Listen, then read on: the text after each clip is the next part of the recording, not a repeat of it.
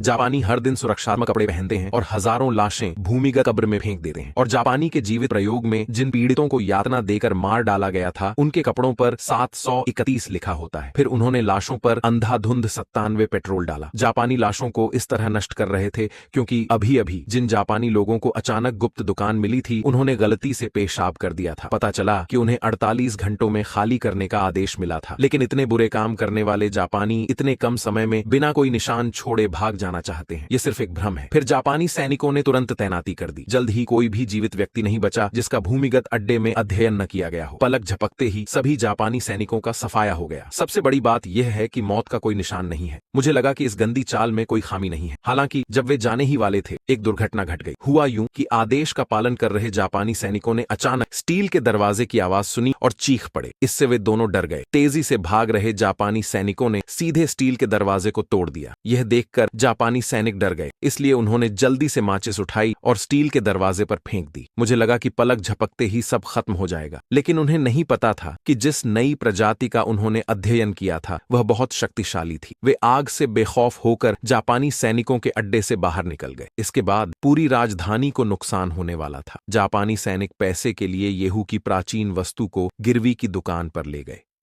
मुझे लगा कि मुझे बहुत सारा पैसा मिल सकता है, लेकिन गिरवी की दुकान के कर्मचारियों ने सोचा कि जापानी फैक्ट्री तोड़ने आ रहे हैं। क्योंकि अगर आप मूर्ख नहीं हैं तो आप देख सकते हैं कि यह जार साफ तौर पर येहू है।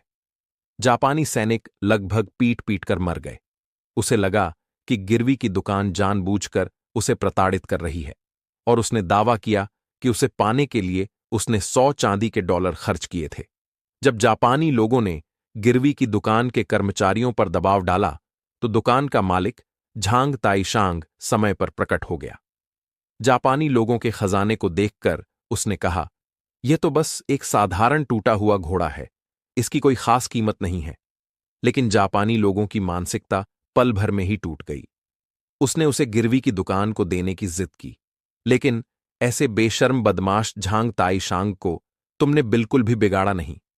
तुमने उसे इतने सस्ते जार के लिए 100 युआन दे दिए और जापानी लोगों से कहा कि उसके साथ जरूर धोखा हुआ होगा। उसे येहू को पुलिस के पास ले जाना चाहिए था, गिरवी की दुकान पर नहीं।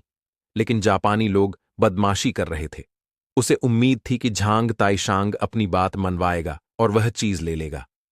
वैसे भी ऐसे तो 100 ही हैं, जार बढ़ाने की बात कौन करेगा। जैसे ही झांग ताइशांग ने यह सुना, वह जापानी लोगों पर भड़क उठा। इससे जापानी भड़क गए और उन्होंने येहू को जमीन पर पटक दिया। गनीमत रही कि गिरवी रखने की दुकान के कर्मचारियों के पास ज़ियाओफेई मौजूद था। जापानी जो अपने चाकू निकालने की तैयारी कर रहे थे ने यह देख लिया और पेशाब कर दिया। और अभी अभी जापानी जो बहुत शांत थे ने देखा कि घोड़ा गायब हो गया है। उन्हें जापानी के साथ जाना पड़ा। मुझे कहना होगा कि जब मैं सुई पकड़े हुए था तो मुझे बहुत अच्छा लगा। जापानी 731 सैनिकों द्वारा विकसित वायरस कितना भयानक था। आपको बस पानी में घुसकर प्रयोग के विषय को बिना एहसास हुए उसे पीने देना है। आधे घंटे से भी कम समय में जापानी ने एक उत्परिवर्तित दैत्य बनाया। हालांकि इस आदमी का रूप घिनौना लग रहा था, लेकिन उसकी आक्रमण शक्ति किसी देवता जैसी थी। जापानी इतने डरे हुए थे कि उन्होंने ज़ियाओफेई को बाहर निकाला और उसे सीधे उसकी दादी के पास भेजना चाहते थे। हालांकि जापानी कमांडर ने समय रहते उसे रोक लिया,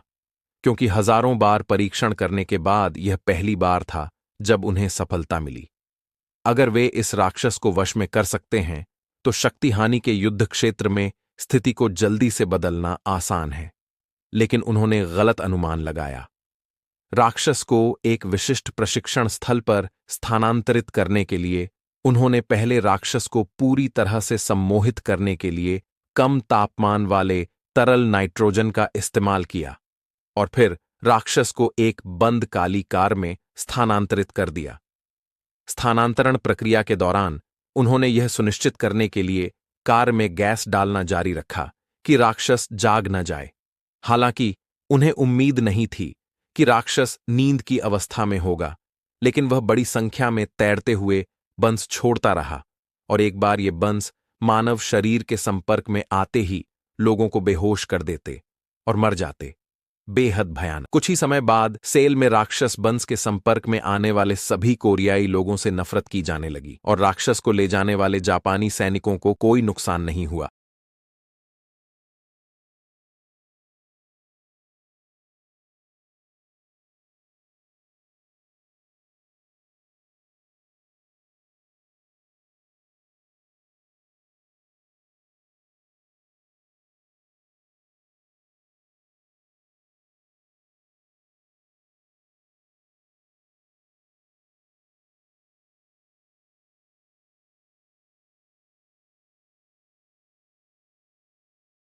उन्हें लगा कि वे राक्षस को आसानी से स्थानांतरित कर सकते हैं, लेकिन जब वे लिफ्ट में दाखिल हुए तो एक दुर्घटना घटी। पता चला कि वह एक जापानी था जिसने गलती से कार में लगे लिक्विड नाइट्रोजन के स्विच को छू लिया था। सम्मोहित हुआ राक्षस तुरंत जाग गया।